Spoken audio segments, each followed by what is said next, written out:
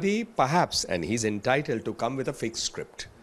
Now, he raised this issue when he was traveling on his, what the media reported as his bike trip, maybe for vacation, in Ladakh, which showed beautiful roads and infrastructure, which is what Prime Minister Modi's government has built in all areas of India. Now, there he went there and raised questions on Ladakh and about Chinese incursions.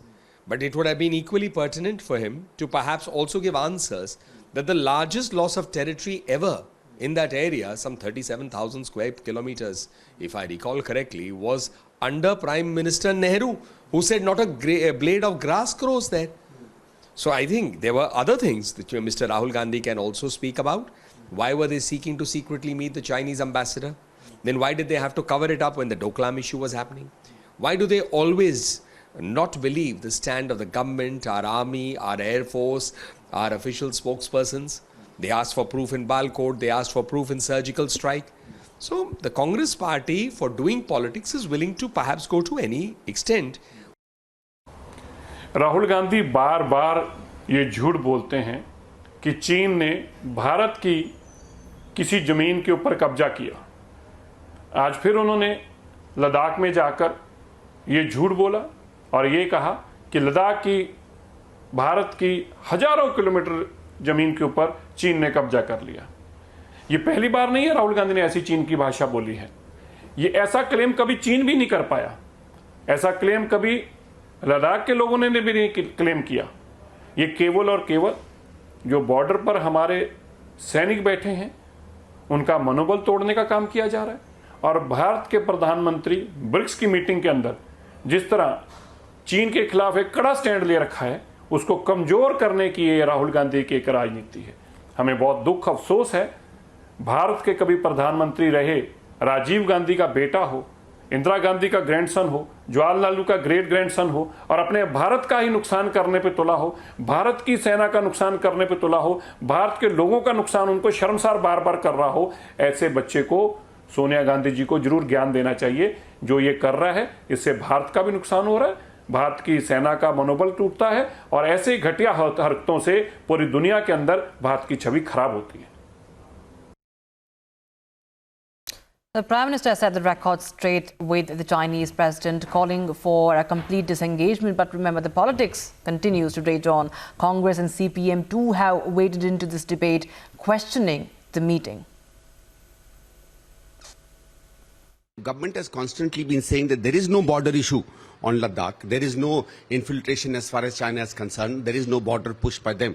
Then what were they really discussing? So obviously there is something there that needs to be discussed. And it's always there that when there is a conflict between two nations, it could be territorial, it could be trade, it could be anything. When leaders speak, very often we find that issues can be sorted out. Now, on the other hand, we have to be very wary because China has always had this very, very dubious character of saying something very often, going back to Beijing or wherever they are, and sometimes going back, right? And I'm sure Government of India knows the general character and nature of the Chinese leadership and their commitments. So I hope we keep that in mind. But I think it's a welcome start that we have discussed. Hopefully, China will step back and the kind of, this little, prickly thing that they keep doing on the border all the time, in whatever maybe there are the things that will probably stop. He never spoke in parliament, which can be authentic. Outside you can say whatever like online. I do not know. I have nothing to comment on it. Sir, he had a meeting and in the BRICS summit where he's participating, he also talked about disengagement on the border on LAC, and to normalize the situation, he had a conversation with Xi Jinping, and Xi Jinping will also be coming to India also. So what's your take on this, sir? No, any problem should be solved on the highest level because old problem. So if they come and meet in India and if they can reach a solution, it will be good.